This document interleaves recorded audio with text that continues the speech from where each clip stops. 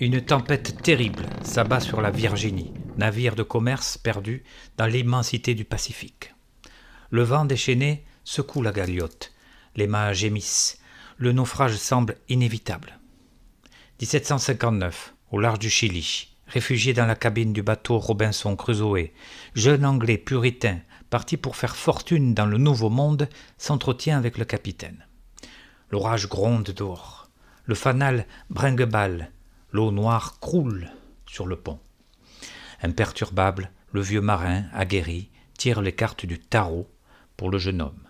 Une à une, il les commente, avec une intelligence mystérieuse, comme si elle contenait l'énigme de son destin.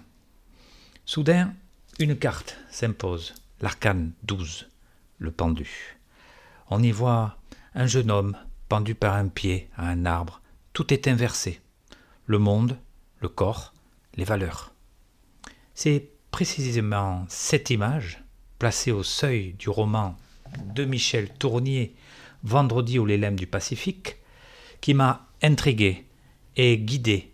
À travers cette carte, je vous propose une lecture singulière, une plongée dans le mystère de ce texte.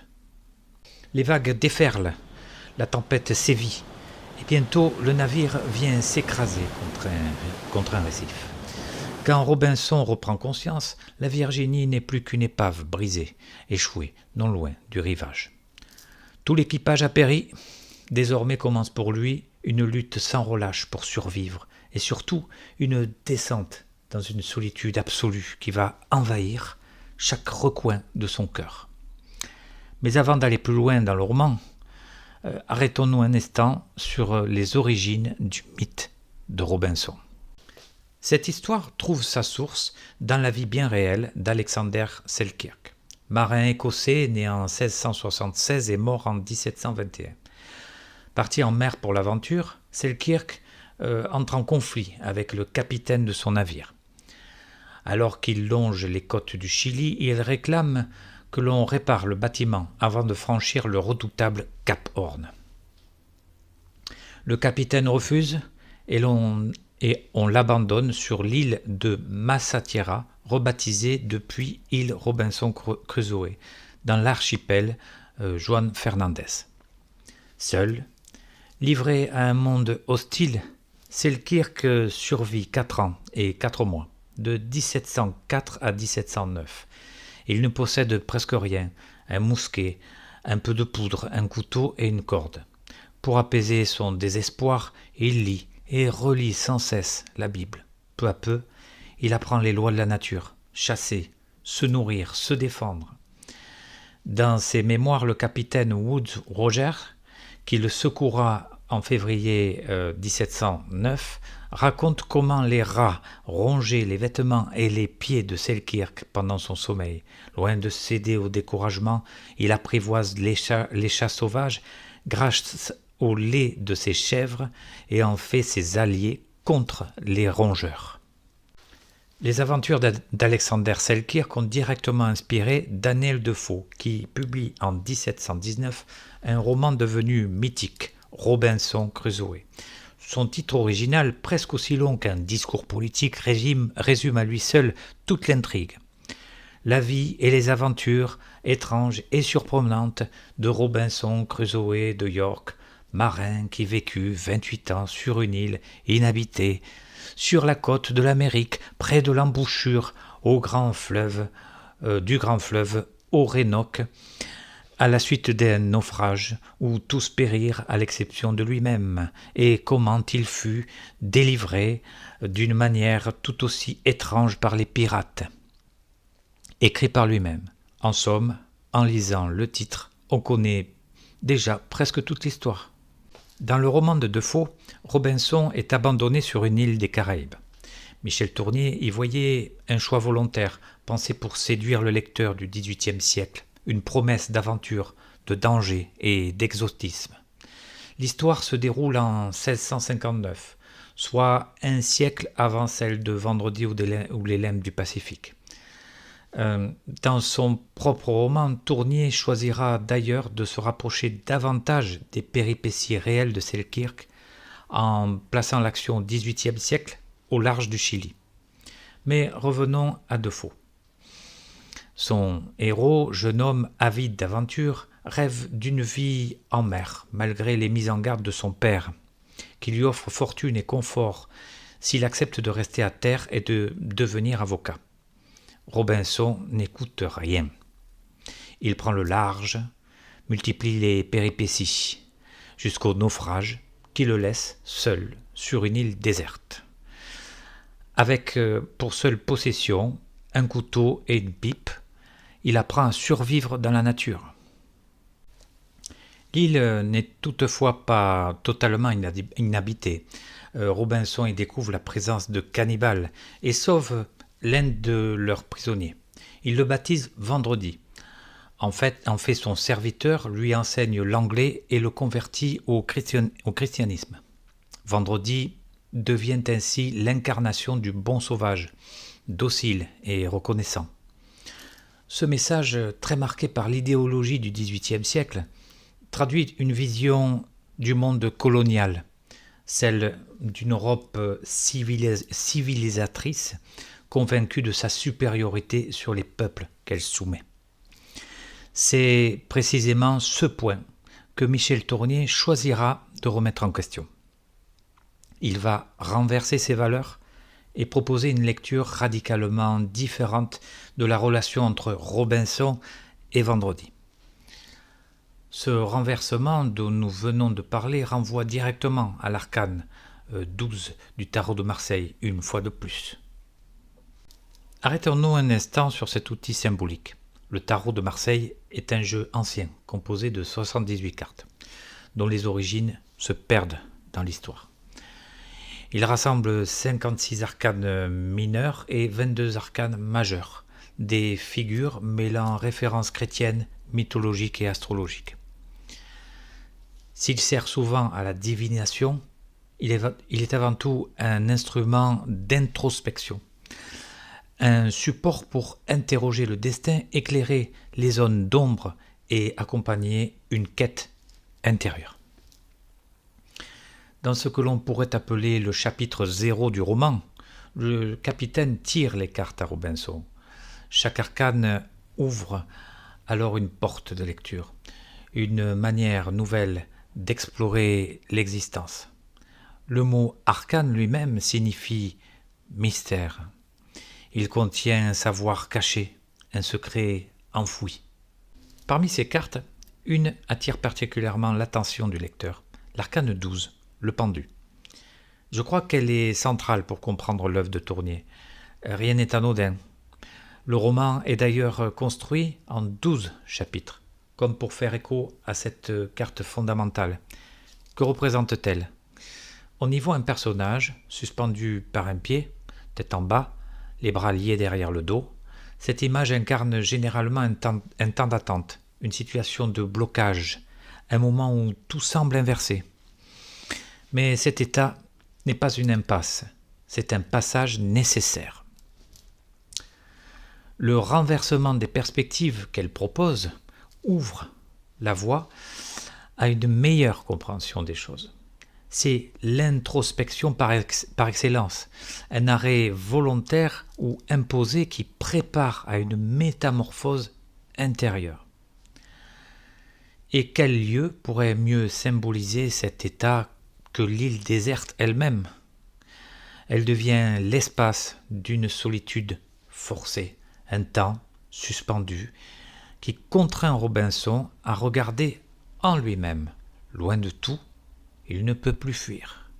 Il doit descendre en profondeur. La première partie du roman est placée sous le signe de la fuite. Robinson n'a qu'une obsession, s'échapper de cet endroit qu'il nomme d'abord l'île de la désolation. Pourtant, dès les premières pages, quelque chose travaille déjà en lui, comme une force souterraine. L'action de l'arcane opère. Son esprit, lentement, commence à se métamorphoser sous l'influence de la solitude. Il refuse d'abord de regarder l'île. Tout ce qu'il croyait immuable, tout ce qui guidait son existence vacille. C'est dans son logbook qu'il confie que les principes appris se fissurent, se renversent peu à peu. Dans sa conception d'homme civilisé, le vice se trouvait du côté de l'excès, de l'opulence, de la débauche. La vertu, elle, s'associait à l'humilité, à l'effacement, à l'abnégation. Mais la solitude déplace les lignes. Désormais, Robinson voit la vertu dans le courage, la force, l'affirmation de soi, dans la domination sur les éléments. À l'inverse, le vice prend le visage du renoncement, de l'abdication. Peu à peu, l'isolement agit comme un processus de déshumanisation. Les édifices intérieurs s'effondrent les uns après les autres. Dans cette première partie, Robinson se laisse glisser. Son désir d'évasion devient une menace pour sa santé mentale. Il est assailli d'hallucinations, revient en arrière, régresse jusqu'à ses souvenirs d'enfance. L'épée de Damoclès plane au-dessus de lui.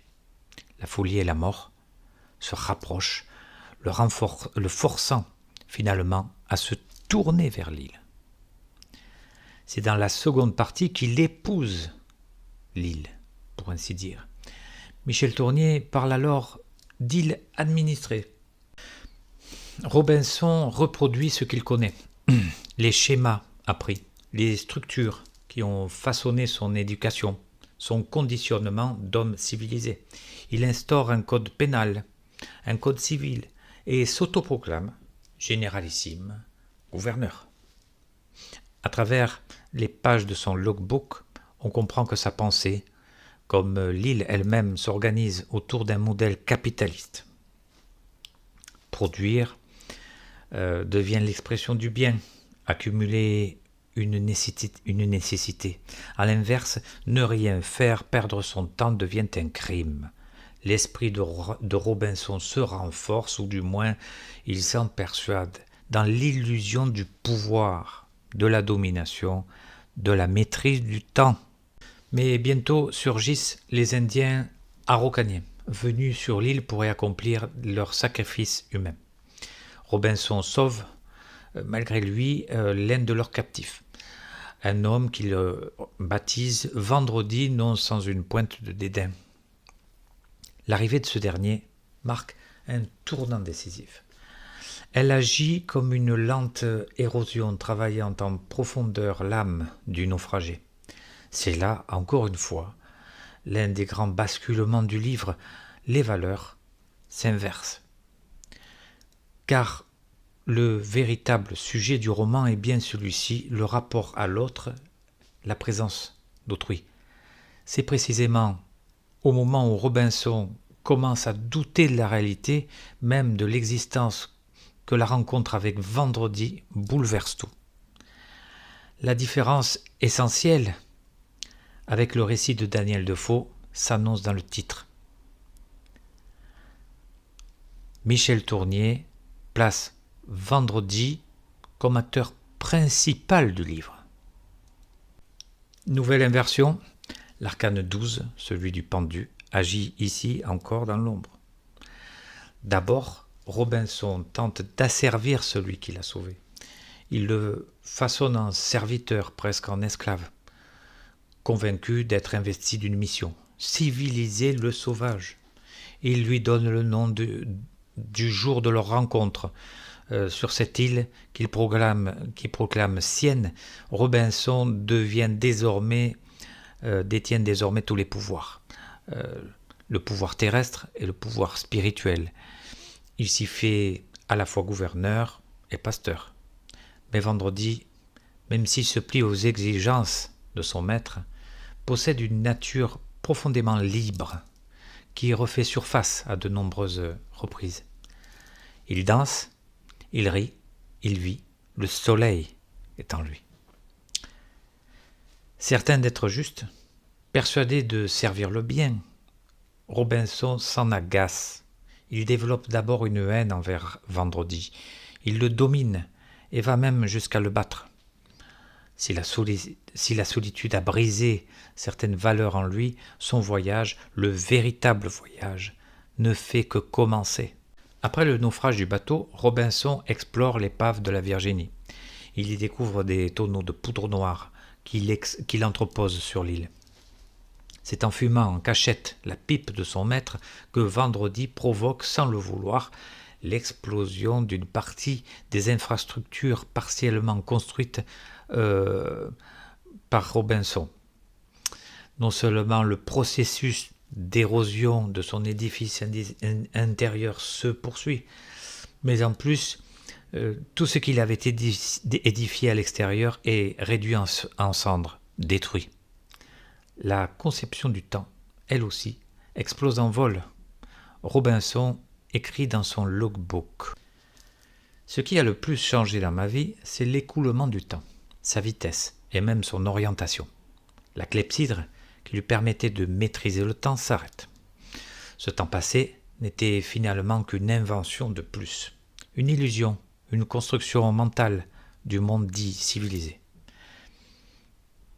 Le cycle des heures, des jours, des mois, des saisons se confondent désormais avec l'instant.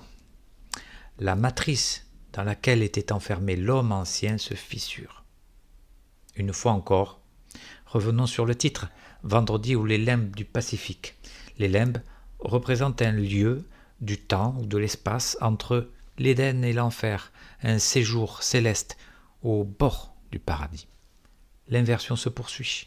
Vendredi devient le personnage essentiel, celui qui initie et enseigne. Étymologiquement, Vendredi signifie le jour de Vénus. Vénus, déesse de la beauté et de l'amour. On est aux antipodes du calcul, de la production du protocole inscrit dans l'ADN culturel de Robinson. Vendredi devient son compagnon dans l'île solitaire. C'est la dernière partie du livre. Une autre dimension s'ouvre, celle de la liberté, de l'instant présent. Tout devient une fête, y compris le lever du soleil. Robinson apprend à apprécier, à se fondre dans le mystère des éléments. Il passe d'un espace clos à un espace ouvert. La poésie vient briser les cercles mentaux qui le limitaient. Il s'agit d'un retour à l'être, à la connaissance avec un grand C, une connaissance affranchie de la conscience réflexive. Robinson revient à un stade antérieur à la construction du moi. C'est une véritable métamorphose. Pour être initié, dit-on, il faut naître 2 fois. Traverser la mort d'un moi qui se désagrège comme une vieille peau de serpent. Vendredi ou les limbes du Pacifique est un roman alchimique.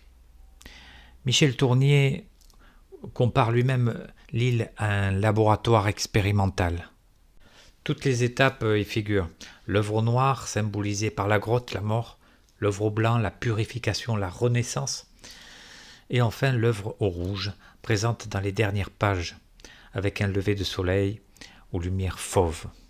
Pour terminer, comment ne pas rapprocher l'œuvre de Tournier d'Ainsi parlait Zarathustra de Nietzsche? Le lien est évident. Vendredi est assimilé à un Dionysos vivant, riant, dansant, une vision où la vie triomphe. Nietzsche n'a cessé de dénoncer les valeurs hostiles à la vie. Robinson est peu à peu délivré de la gravité. La fusion mystique avec le monde élémentaire le ramène à une nature primitive. Les valeurs condamnées comme le rire s'évaporent et disparaissent dans un ciel où le soleil domine, où les contraires se réunissent. Ce n'est ici qu'une vision possible de ce roman, qui est à mon avis d'une importance capitale dans la littérature du XXe siècle. Et surtout, je pense sur le plan philosophique. N'oublions pas que Michel Tournier était avant tout un philosophe qui a écrit des romans. On aurait pu l'appréhender à travers chacune des cartes tirées par Robinson au début du livre. Libre à chacun de lire ou de relire le livre et d'en faire sa propre interprétation. Le voyage s'achève et débute. Le destin mène Robinson là où il ne pensait pas arriver.